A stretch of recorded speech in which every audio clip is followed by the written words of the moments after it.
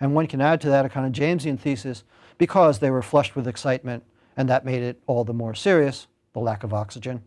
But it still doesn't really explain what we want to explain. Here's what Sartre would say, what Sartre does say, that the young woman faints dead away as a way of escaping from her extremely awkward situation. She can't face it, she can't walk away from it, she can't do anything about it, so instead she, in a very concrete sense, disappears. Now, as I said, I don't find that a particularly plausible example. I've actually never known anyone who has fainted in such a circumstance. Nevertheless, we can see the strategy that Sartre has in mind.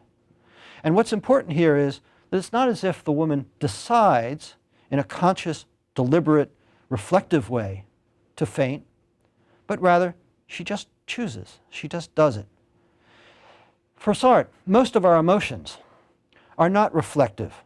Most of our emotions don't involve deliberation. But nevertheless, and this is again a very important point for Sartre, they do involve choices. And in this case, again, it is a choice to evade a situation which no longer finds tolerable. There are other examples which I find perhaps not so plausible either, but I think Sartre's on to something very important. Let me give the two other examples just so you get the range. He considers someone who has fallen in love. And one thinks of falling in love in our society, as in Sartre's society, as a very positive thing. But Sartre, who has a very strong skeptical streak regarding human behavior, throws this into question. What do you do when you fall in love? He asks, as some songs have asked.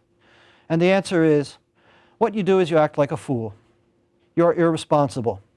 And perhaps ironically, or even paradoxically, the person to whom you are most irresponsible, most inconsiderate, sometimes even cruel, is the person whom you love. How to explain this? Well, Sartre's argument, again, I think illustrates the thesis, whether or not plausible in this particular case, and that is the idea that one chooses love as a way of absolving oneself from responsibility for one's behavior. And so too with the emotion of joy. And again, we think of joy as a very positive thing. But Sartre, who is a reasonably gloomy fellow at times, says that joy too is a kind of escape behavior. That when you feel joy, what you do is you kind of throw off the world. You throw off your cares. And in particular, you throw off all those political responsibilities and obligations with which Sartre himself was so concerned. We can certainly think of examples that bear this out. People whose good moods, in fact, are very obnoxious. And you might wonder, why? Why should I resent somebody's being in a good mood? But you watch their behavior and you see, because the good mood is in fact acting as an excuse for them not to be doing the sorts of things they're supposed to be doing, and not to be behaving the way that they perhaps ought to be behaving.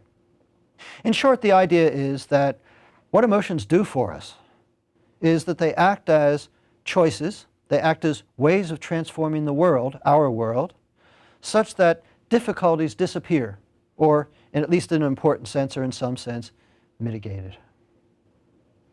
Sartre has a second target, and this is a target that will carry him through virtually his entire philosophy, and that's Sigmund Freud. And the arguments here are somewhat complicated. We'll see them again when we get to Sartre on what he calls bad faith. But there are basically 2 points of utter rejection. The first is that Sartre rejects the idea of the unconscious, but wants to be very careful here.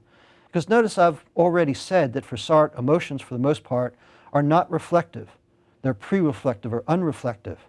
And one might rightly challenge whether there's a real difference between the unconscious and merely being pre-reflective.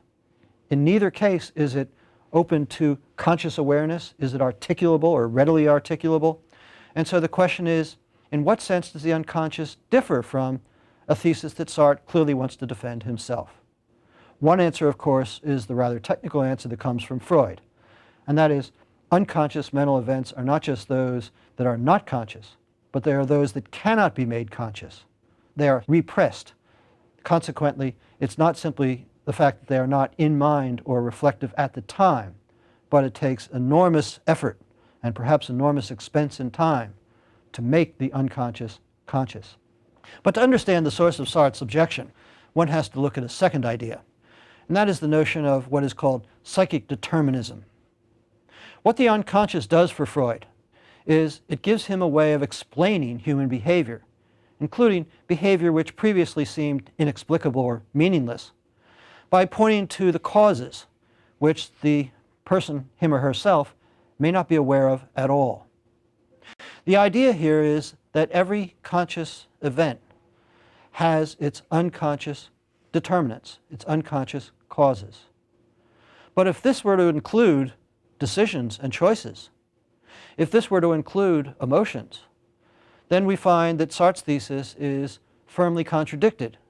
And so what Sartre rejects here is any idea that the psyche can be determined by forces outside of it, or, in a sense, within it.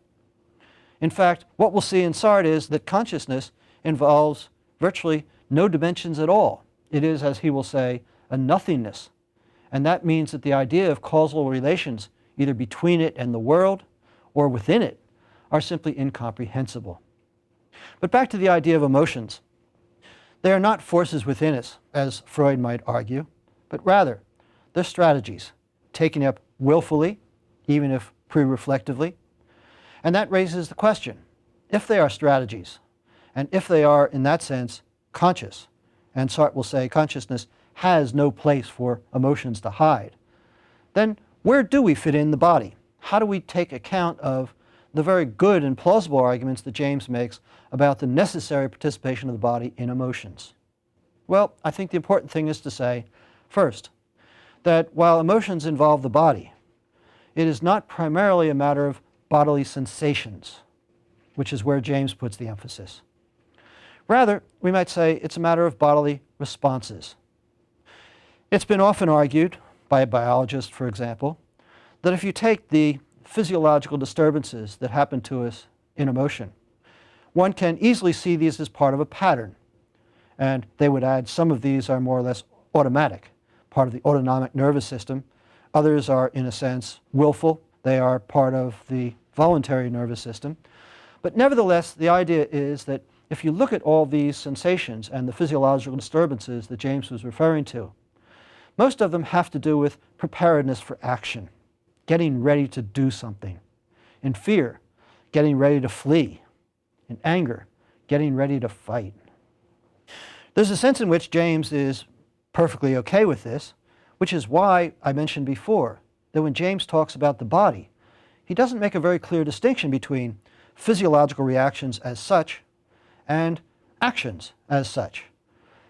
The idea is that one can put oneself in an emotion by, for example, acting it out. James famously says, a woman is sad because she weeps. She doesn't weep because she's sad. How does Sartre account for this?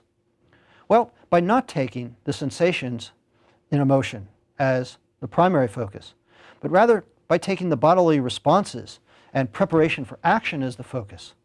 What he says basically is that part of the magical transformation of the world is a magical transformation of one's own body. Now, one might take as an extreme example of this the young woman who faints away upon hearing some dirty jokes. But more realistically, I think, one can understand why one feels the way one feels in fear by seeing it all of a complex in which one, among other things, is getting ready to flee. And one can understand the emotions, the so-called emotions of heat and tension and anger, by understanding those not as mere sensations, but as preparation in action for doing something. In short, what Sartre wants to say is that the bodily sensations we're talking about, and more generally bodily responses, follow from the emotion and are not causes of it. But before we dismiss Freud too quickly from this discussion, let me repeat not only the similarity between what Sartre says about pre-reflective emotions and what Freud says about the unconscious, but let me also note that by the time he had written Being and Nothingness, Sartre was also evolving a notion of his own of psychoanalysis. It wasn't Freudian analysis, but it was rather what he would call existential psychoanalysis. And the principal difference with Freud was it was not mechanistic. To put it all into another slogan, where Freud says, I cannot, Sartre would say, I refuse.